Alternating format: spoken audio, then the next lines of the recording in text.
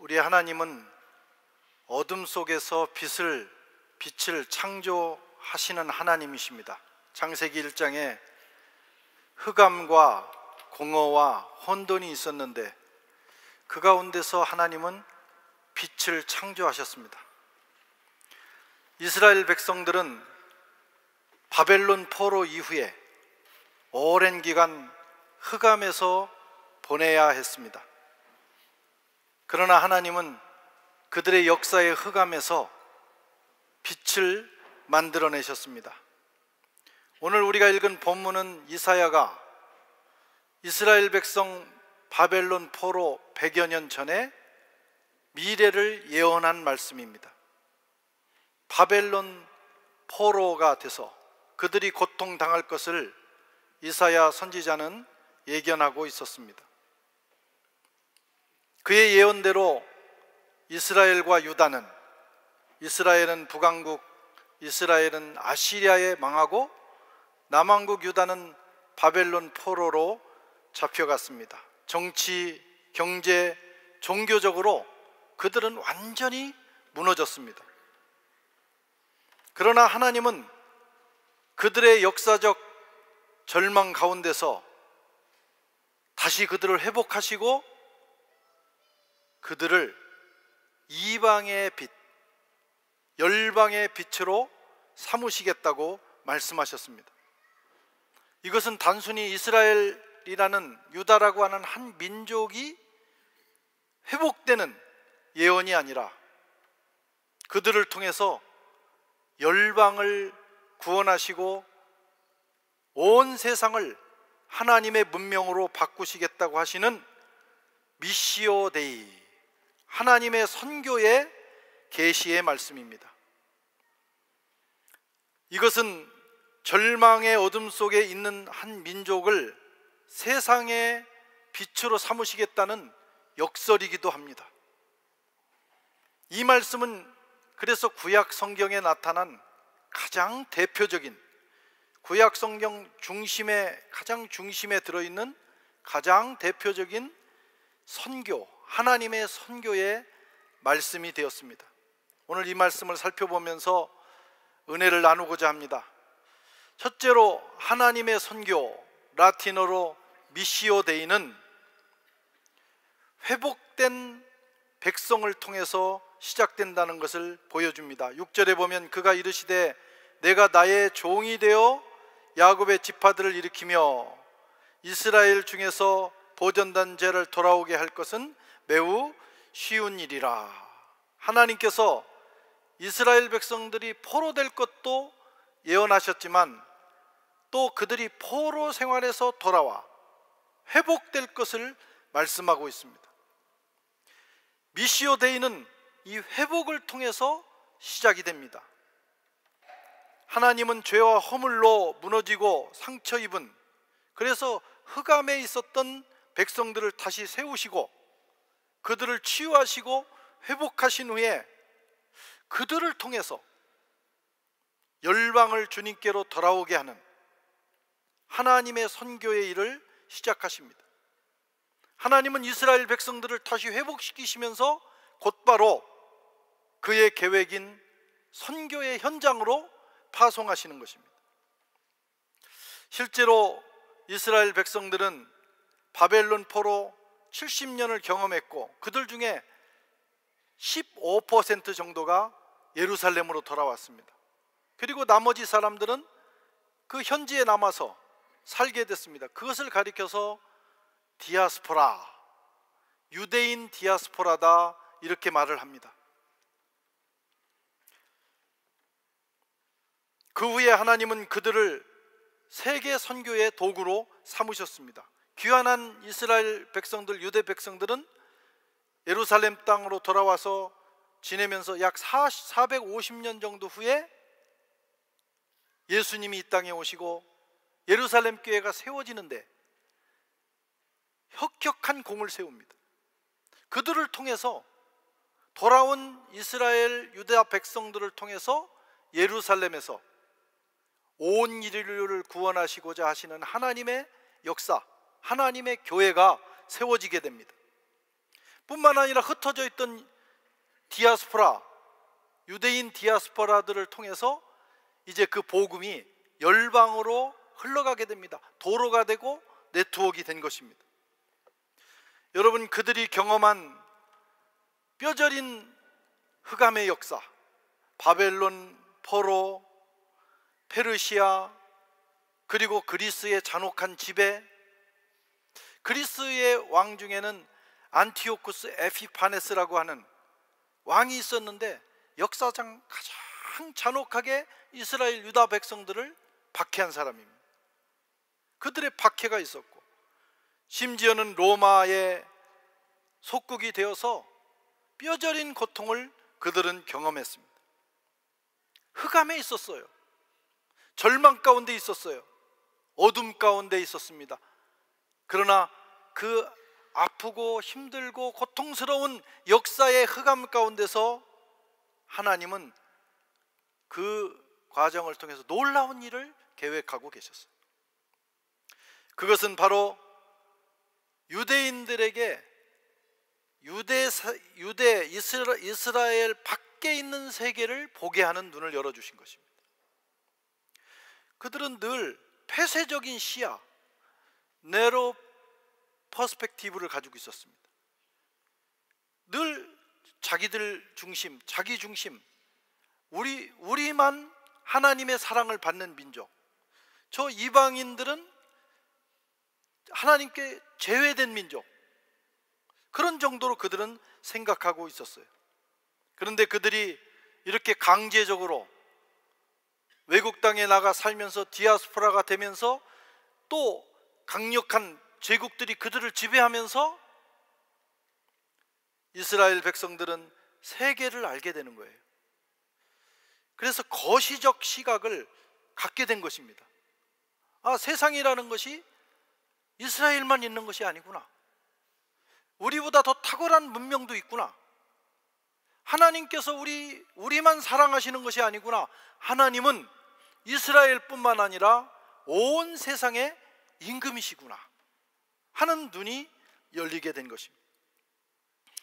여러분, 개인의 고난과 역사적인 어둠을 통해서 이스라엘 백성들은 그들의 시각이 세계화됐어요.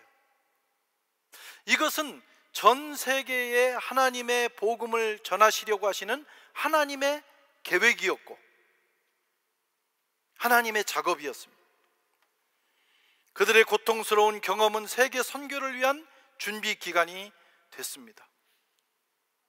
그 역사의 어둠을 통해서 하나님은 세상을 밝히는 놀라운 역사를 진행하고 계셨던 거예요. 어둠 가운데서 빛을 창조하신 하나님의 역사입니다.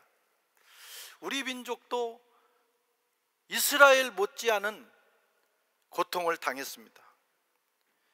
일제 36년, 또 6.25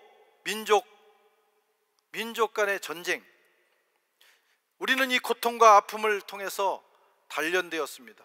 머지않은 일이에요. 저는 6.25를 경험하지 않았지만 6.25가 끝나고 10년 후에 태어났어요. 그러니까 그 흔적, 10년이니까 얼마나 복구가 됐겠어요. 시골에서 그런 흔적, 또 부모님들, 우리 조상들을 통해서 그때의 그 얘기들을 들었습니다. 참으로 참혹한 시간이었어요. 또 일본이 36년 동안 우리를 지배할 때도 고통스러운 시간이었습니다. 그러면서 특별히 이 전쟁 때 얼마나 많은 사람들이 이산가족이 됐는지 몰라요. 어떤 사람은 급히 피난을, 아이를 들쳐업고 갔는데 한참 가다 보니까 애가 안 울어서 보니까 애를 업고 간 게 아니고 베개를 아이인 줄 알고 그 정신 없는 중에 업고 간 사람도 있다고 그래요. 또 아이가 빠져나가는 것도 모르고 손을 잡고 갔다가 손을 놓쳐가지고 이산가족이 되고, 그러다가 이산가족 상봉 프로그램을 한 적이 있어요. 그때 우리나라 전 국민이 눈물바다였습니다. 요즘 가끔 이상하게 유튜브에서 그때 그 영상이 지난주에 몇 개가 뜨더라고요.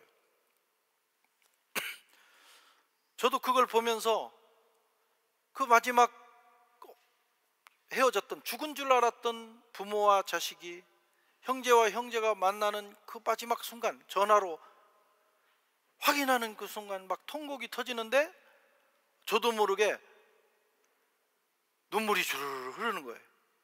그게 우리가 우리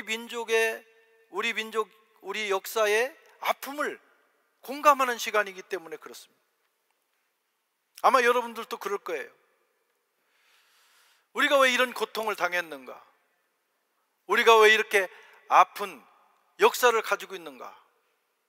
이제 시간을 보내고 난 다음에 우리는 그것을 다시 한번 해석해 보는 것입니다.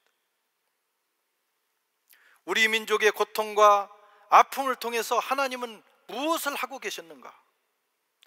이 어둠 속에서 하나님은 어떤 빛을 창조하고 계신 것인가? 하나님은 우리 민족을 단련하시고 남다른 마음을 갖게 하셨다고 봅니다.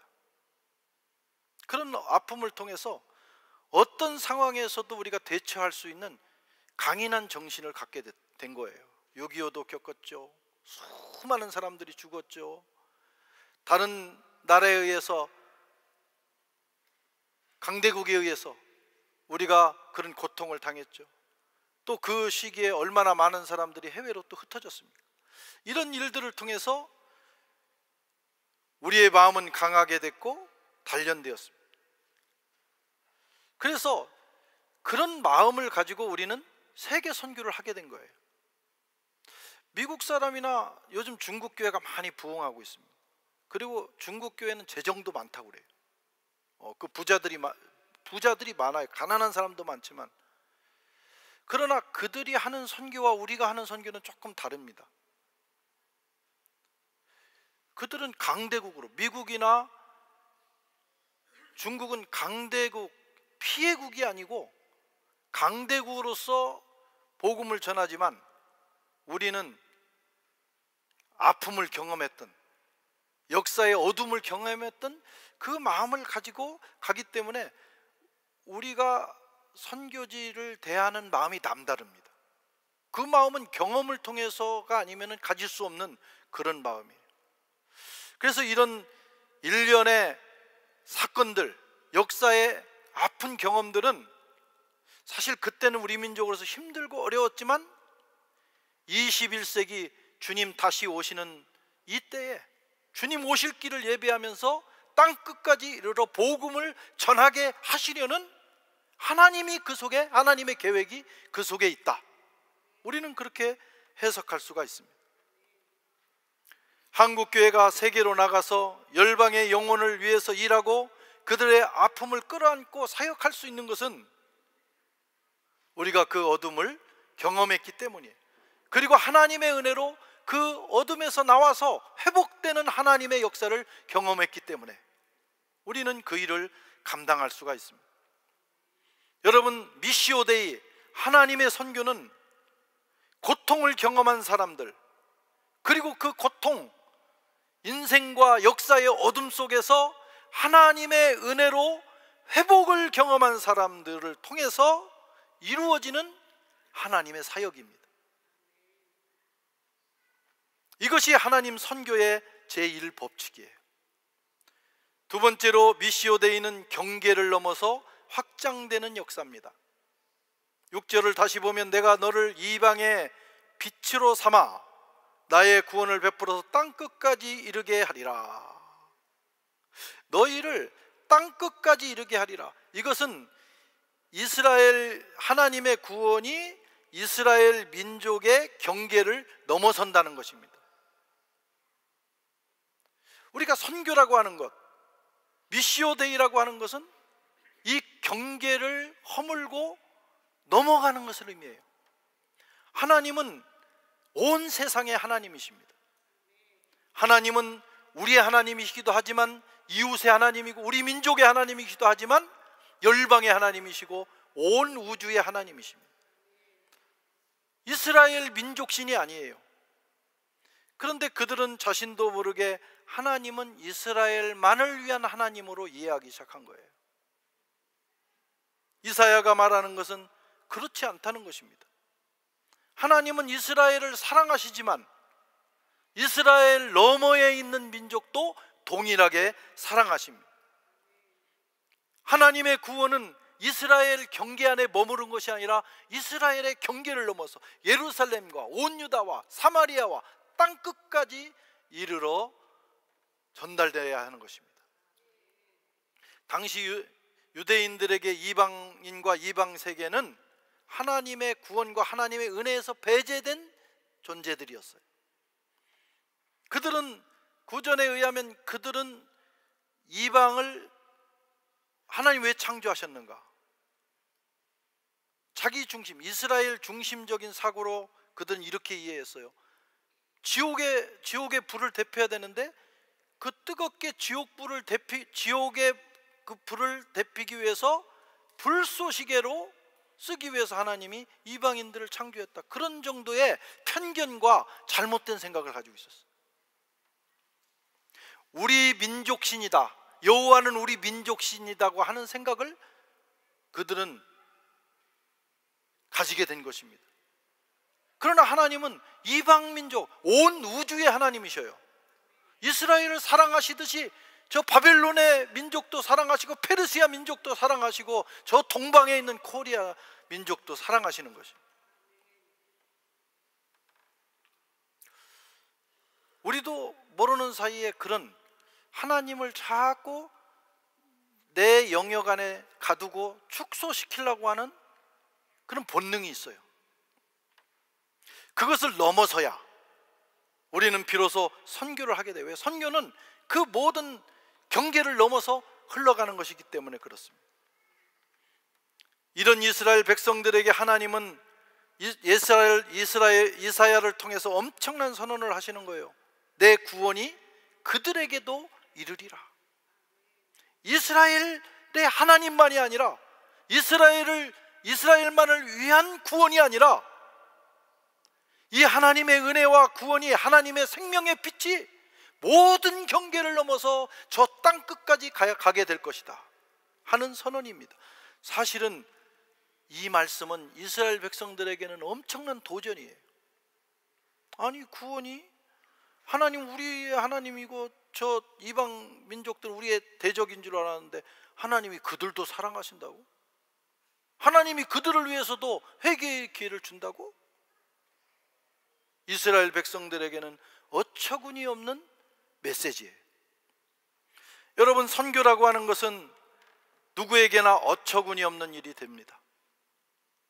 하나님이 우리 한국 민족만 사랑하셔야 되는데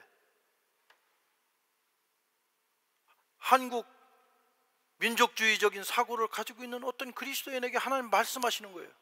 너는 36년 동안 너희를 괴롭힌 저 일본 땅에 가서 선교를 해라. 일본 땅에 가서 선교하는 선교사님들이 많이 계십니다.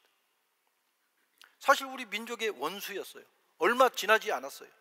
그런데 그들에 가서 그들의 영혼을 위해서 기도하고, 또 워낙 거기는 선교하기가 어려워요.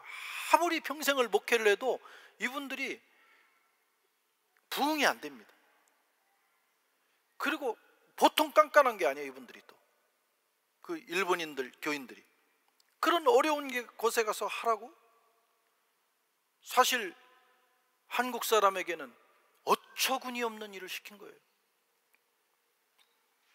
나도 먹고 살기 어려운데 우리 교회 재정도 1년 동안 유지하기 어려운데 지금 적자냐 마이너스냐 지금 고민해야 되는데 하나님 우리에게 말씀하셔 선교하라고? 아니, 하나님 너무 어처구니가 없네요. 우리도 지금 유지하기 어려운데 무슨 선교입니까? 이런 생각이 들어오는 거예요. 이런 위기들을 극복할 때 우리는 선교할 수 있고, 이 위기를 극복해서 선교할 때 하나님의 뜻이 우리 가운데 이루어지게 되는 거예요. 나는 원래 타고나기를 이웃에게 관심이 없는데 자꾸 하나님은 관심을 가지라고 말씀하는 거예요. 어처구니 없는 일들, 그게 매우 부담스러운 일이 선교예요. 그런데 이 선교라고 하는 미시오 데이라고 하는 것은 하나님 나라의 매우 그 하나님의 아주 절대적인 아주 거대한 계획입니다. 우리가 거부할 수 없는. 그런데 그게 우리 입장에서는 쉽지 않은 일이고 때로는 어처구니 없는. 어처구니가 뭐인 줄 아세요? 이 맷돌을 가를 때 요즘은 다 기계로 하지만 옛날에는 이렇게 맷돌이 아래가 있고 위에 맷돌 두 짝이 있고 그 가운데다가 곡물을 넣고 이걸 돌리면 쫙 돌아가면서 거기서 이제 갈려서 나옵니다.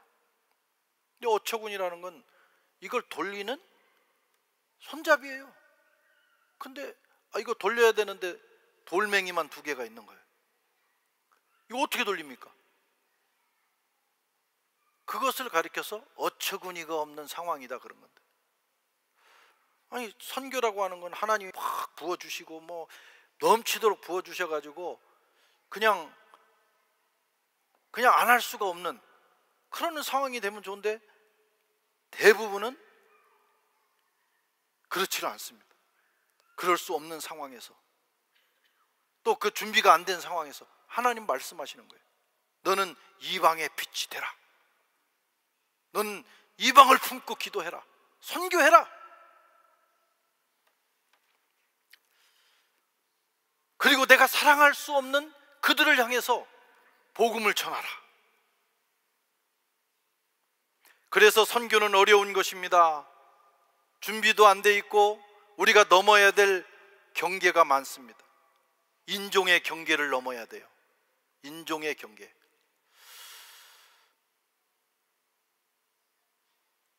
누구에게나 인종의 경계가 있어요. 우리 한국 사람들도 그게 대단히 강합니다. 그래서 서양 분들은 우리 흑인 우리 황인종을 보면 또 이렇게 인종의 벽을 느끼지만 우리도 백인들을 봐도 인종의 벽을 느끼고 우리 또 아프리카에서 오신 분들이 여러분 지금 계신데 또 저분들하고 또 그런 갭을 느끼고 저분들도 우리를 그렇게 볼 거예요. 이게 쉽지 않은 겁니다. 선교는 뭐냐? 그 모든 인종의 벽을 뛰어넘어서 가는 거예요. 그리고 그들을 예수 그리스도 안에서 우리가 형제 자매 한 몸이라고 느끼면서 가는 거예요. 근데 그게 쉽지는 않습니다. 민족의 경계를 넘어야 됩니다. 이 민족주의라고 하는 것도요, 선교를 막는 장애물이 될 때가 있어요. 신분의 경계를 넘어야 되고 문화의 경계, 편견의 경계, 이해관계의 경계를 넘어야 선교가 이루어져요. 그리고 하나님의 은혜와 하나님의 구원은 이 모든 것을 넘어서 진행되어야만 합니다. 예수님이 이 땅에 오신 걸 성육신이라고 하잖아요. 성육신. 예수님이 이 땅에 성육신에서 오신 사건은 이 모든 경계를 넘어서 오신 거예요. 예수님은 하늘과 땅의 경계를 넘으셨어요. 예수님은 창조주와 피조물의 경계를 넘으셨어요. 그는 창조주예요. 그런데 피조물의 몸을 입고 오셨어요. 종의 형체를 가지셨다. 그래서 복음은 사람의 죄성이 만들어 온 모든 경계를 허무는 능력입니다. 사람의 죄성은 자꾸 경계를 만들어. 너하고 나와의 경계. 그래요. 끼리끼리, 우리끼리. 어떤 사람은 배제하고 또 위아래 경계를 만들어요. 그래서 하이라키 구조를 만들고. 예수님의 성육신은요, 이 모든 것을 허무는 거예요. 왕 중의 왕이신 예수님이 종의 형체를 입고 이 땅에 오신 거예요. 그래서 혁명적인 사건입니다. 복음은 레디컬한 것입니다.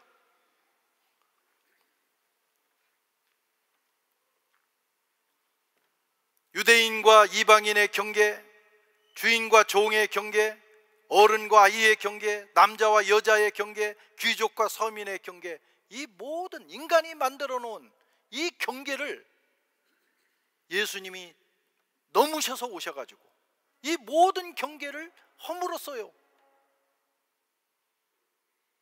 막힌 담을 허무셨어요. 그래서 예수님은 사실 이 세상 문명을 송두리째 흔드는 혁명가이시기도 합니다. 하나님의 나라는 그런 것입니다. 그리하여 우리는 복음 안에서 모두가 형제 자매가 됩니다. 우리나라에 처음에 천주교가 들어왔을 때, 우리 개신교보다 100년 전에 들어왔을 때 막 사화들이 일어나요. 사화, 엄청난 박해들이 일어납니다. 그 사화가 일어날 때 그 명분이 뭐냐? 저 서양에서 들어온 저 기독교는 무군무부하다. 그래서 임금도 없고 부모도 없다. 그리고 저 종교는 가만히 보니까 조선이 가지고 있는 사회 질서와는 완전히 배척되는 이상한 질서를 가지고 있다. 당시에 양반과 노비가, 양반과 일반인이 함께 모여가지고 예배드리, 함께 그 자리에 앉는 것도 있을 수 없는 일인데 거기 모여가지고 형제님, 자매님 그런단 말이에요. 여러분, 양반과 상인의, 일반 상민의 그 경계가 분명한 사회에서 말이죠, 아니 기독교가 들어와 가지고 그걸 다 허물어 버리는 거예요. 갑자기 형제 자매가 되는 거예요. 상민이 또는 종이, 머슴이 목사가 되고 교회 장로가 되고, 그런 일들이 일어나는 게 혁명적인 사건입니다. 그래서 이 사회의 배척을 받고 사화도 일어나고 그 엄청난 도전에 직면한 것입니다. 그래서 여러분, 그리스도의 복음은 혁명이고 그리스도의 복음은 세상의 질서를 만드는 매우 레디컬한 사상이 되는 거예요. 우리는 그것을 DNA로 받은 사람들입니다.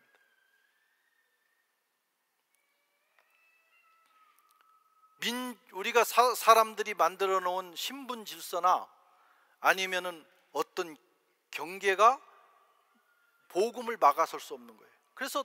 그래서 우리가 복음대로 이 하나님의 미시오 데이에 순종해서 하다 보면 굉장한 도전을 받고 비난을 받을 수 있어요. 왜냐하면 기존 질서를 뒤바꾸는 매우 혁명적인, 세상에 없는 이 타락한 사람들이 만들어 놓은 그 질서를 바꾸는 하늘의 질서가 오기 때문에 그런 거예요. 하나님께서는 저와 여러분들을 그런 사람으로 부르셨어요. 그래서 우리가 가서 예수 믿고 복음을 전하고 선교하고, 우리 교회 성도님들이 이 프랑스 땅에 와서 이렇게 사는 게 그냥 여기 와서 주일날 예배드리고 마음 편하자고 예배드리고 또 좋은 사람 만나고 뭐 그런 것도 중요하지만 그게 최종 목적은 아니라는 거예요. 지금 이 땅에, 이 유럽 땅에 하나님 나라의 거룩한 질서가 지금 세워지는 일에 우리가 지금 쓰임받고 있는 것입니다. 모든 경계를 넘어서는 그 능력이 바로 미시오 데이입니다. 또 미시오 데이는 빛을 통해서 세상을 변화시킵니다. 너를 이방의 빛으로 삼을 것이다.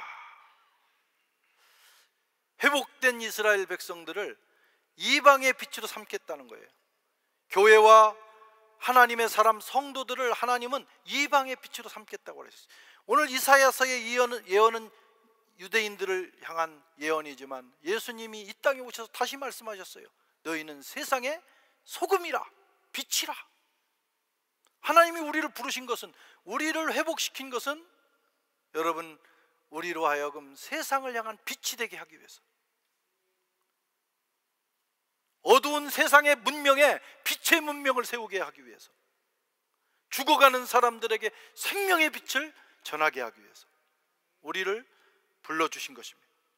요한복음 1장 4절에 그 안에 생명이 있었으니 이 생명은 사람들의 빛이라. 우리는 세상을 비치는 빛으로 부르심을 받았어요. 그 사명을 잘 감당해야 됩니다. 아멘. 근데 그 빛이라는 게 뭐냐 이거죠. 그럼 우리 속에 있는 우리 자신이 어떤 발광체냐? 내 속에서 나오는 어떤 그 에너지, 내 도덕적인 삶, 내 훌륭한 인품이 세상을 변화시키는 능력이 되느냐? 그럴 수는 없어요. 알잖아요. 저와 여러분이 자신 속에 무엇이 들어있는지 알잖아요. 변화됐다고 하지만 여전히 변화되지 않은 모습. 그렇죠? 무능함이 그지없는 지혜가 없어요. 우리에게는 지혜가 있는 것 같지만은 모르는 게 너무 많아요. 연약한 존재들입니다. 우리는 발광체가 아니고 반사체예요. 진정한 빛은 예수 그리스도입니다. 예수님이 발광체예요. 그래서 예수님의 빛을 우리는 반사함으로 세상에 빛이 되는 것입니다. 교회와 그리스도인들은 이 빛을 소유한 자들이 아니라 예수님 앞에 늘 서서 그분의 빛을 바라봄으로 그분의 빛을 우리를 통해서 반사하는 그런 반사체입니다. 우리는 예수님의 빛, 하늘의 빛, 생명의 빛을 반사하기 위해서 하나님은 우리를 불러주셨어요. 그럼 어떻게 해야 되냐? 첫째는 우리가 늘 빛 대신 예수님 앞에 서야 돼요. 그래야 빛을 반사할 수 있지 않겠어요? 주님과의 교제를 늘 하는 게 중요합니다. 또 두 번째는 반사체인 내가 주님의 빛을 온전하게 더 많은 퍼센테이지로 반사시킬 수 있도록 내 자신을 깨끗하게 해야 됩니다. 아무리 거울이라도 거울이 시커멓게 더러워져 있으면 빛이 반사되지 않습니다. 그래서 늘 자신을 돌아보고 깨끗하게 함으로 우리는 예수님의 빛을 받아서 세상에 반사하는 그런 반사체가 되는 것입니다. 그것이 바로 너희는 세상의 빛이라고 하는 말씀의 뜻입니다. 세 번째는 빛을 기다리고 있는 사회를 향해서, 사람들을 향해서 자꾸 나가야 돼요. 접촉을 해야 돼요. 그냥 예수님만 바라보고 골방 속에 있으면 안 됩니다. 세상을 향해서. 그 부담스러운 일이죠. 누군가에게 이 빛을 자꾸 반사하면 막 눈부시다고 막 하고 거기에 대해 거부 반응도 일으키고, 그러나 이 빛을 받는 사람과 그 공동체와 그 문명이 변화된다, 생명으로 변화된다고 하는 그 사실을 믿고, 비록 그 일을 하다가 우리가 박해도 받고요, 어려움도 당하고 오해도 당할 수 있어요. 그러나 그리스도인은 그런 영적 전쟁이 벌어지고 있는 전선으로 나가는 프론티어 인생을 살아야 됩니다. 거기 가서 그렇게 살 때 우리를 통해서 여러분 세상이 점점 변화되고, 그리고 사람들도 예수님의 생명을 경험하는 놀라운 역사가 일어나기 때문입니다. 사랑하는 성도 여러분, 이사야 49장 6절 말씀은 미시오 데이의 대선언문입니다. 구약의 중심의 말씀이기도 합니다. 성경과 세상의 역사는 이 선언이 이루어져 가는 과정입니다. 그 과정에 그 거대한 하나님의 세상을 구원하시고 또 하나님 나라를 세워가시는 거대한 하나님의 기독교 문명 운동에, 그 흐름에 오늘 저와 여러분들을 부르셨어요. 우리가 전체를 감당할 수 없지만, 우리가 산다는 게 뭡니까? 먹고 놀다가 싸다가 갔다, 그게 인생입니까? 아닙니다. 우리가 그런 일반적인 인생을 살아가지만, 그러나 그리스도인은 그보다 더 중요한 가치를 위해서 살고 있습니다. 하나님께서 이루어 가시는 이 미시오 데이, 하나님 나라 운동의 한 부분에서 우리가 부름을 받아서 그 한 꼭지를 감당하고 하나님 앞에 가는 거예요. 그런 면에서 우리는 정말 위대한 삶을 살게 되는 것입니다. 저와 여러분, 그리고 우리 교회가 이 하나님의 거룩한 역사에 쓰임받는 은혜가 있기를 주의 이름으로 축원합니다.